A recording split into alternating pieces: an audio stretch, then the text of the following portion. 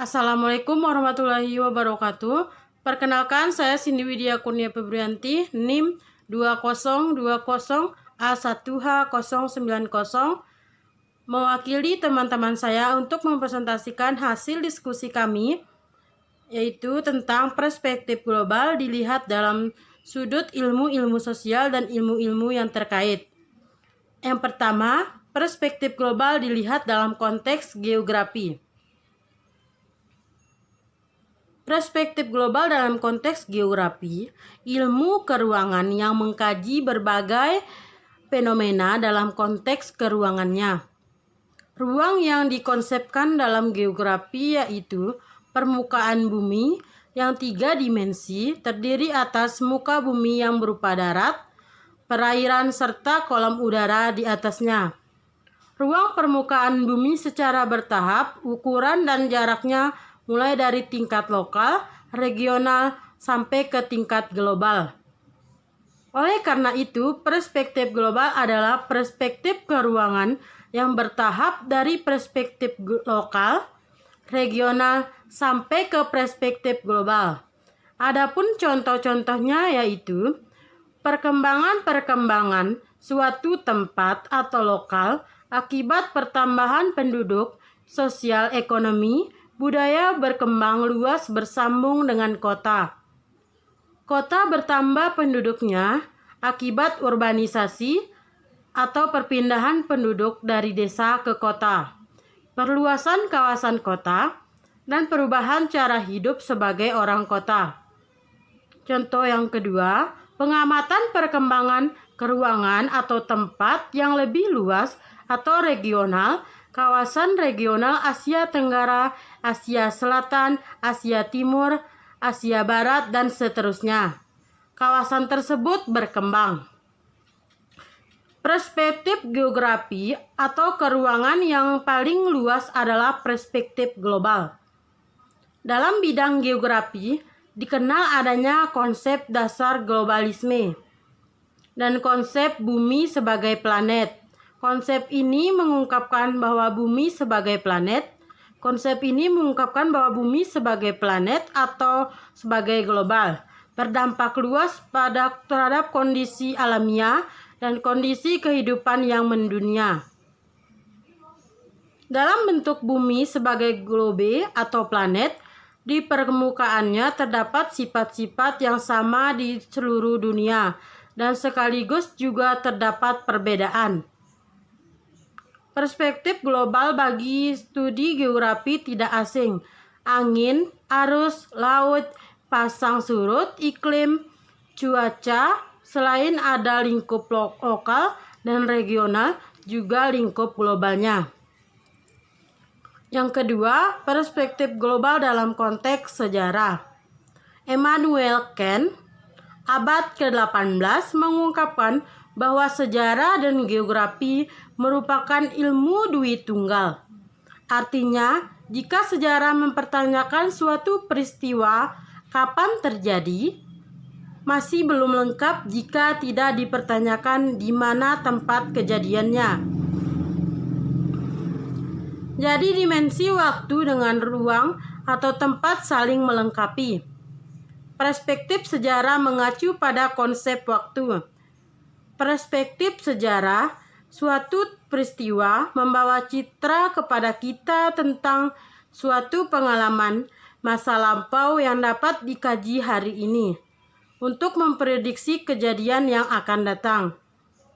Kita mengenal tokoh-tokoh bangunan bersejarah, kejadian dunia, perang di kawasan, khususnya perang dunia, pertemuan-pertemuan internasional, perilaku dan peradabannya telah berpengaruh global dalam berbagai aspek sosial budaya, ekonomi, dan sosial politik.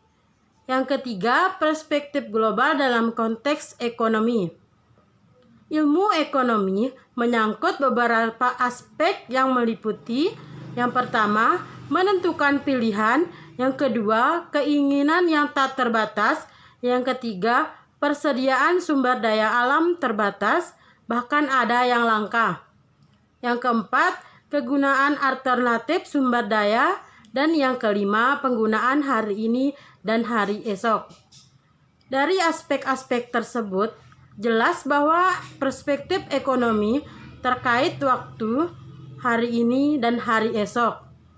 Sedangkan apa yang diperspektifkan terutama berkenan yang cenderung tidak terbatas. Persediaan sumber daya itu terbatas bahkan langka, dan adanya penggunaan alternatif sumber daya. Perspektif ke hari ini atau hari esok akan datang terkait luas dengan pertumbuhan penduduk, kemajuan dan penerapan iptek dalam proses produksi serta distribusi, kebutuhan yang cenderung tak terbatas, kuantitasnya, dan akhirnya persediaan sumber daya yang terbatas bahkan langka. Sedangkan penggunaan sumber daya alternatif sangat berkaitan dengan iptek dan kecenderungan kebudayaan. Pertumbuhan penduduk dunia yang cepat, atau ingat 7 Juli 1986 terjadi peristiwa jumlah penduduk dunia yang ke-3 miliar dan tahun 2000 hampir 8 miliar. Apa konsekuensinya? Peningkatan penduduk untuk persediaan dan pelayan kebutuhan hidup pertumbuhan penduduk yang cepat. Sementara sumber daya alam terbatas dan sifatnya ada yang terhancurkan dan terbaharukan. Akibat kebutuhan manusia diarahkan pada yang pertama, harus menguasai teknologi, yang kedua, menstabilkan jumlah penduduk, yang ketiga, mengembangkan tatanan sosial yang mampu hidup produktif dan sejahtera secara terpadu dengan ekonomi yang seimbang.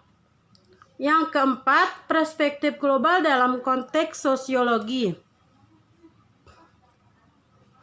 Menurut Frank H. Hankis atau Fair HP DKK 1982, sosiologi adalah studi ilmiah tentang fenomena yang timbul akibat hubungan kelompok-kelompok umat manusia dan lingkungan manusia dalam hubungannya satu sama lain. Dalam sosiologi, objek menjadi sorotan utamanya yaitu hubungan antar manusia, terutama dalam lingkungan yang terbentuk oleh manusia sendiri atau yang disebut lingkungan sosial.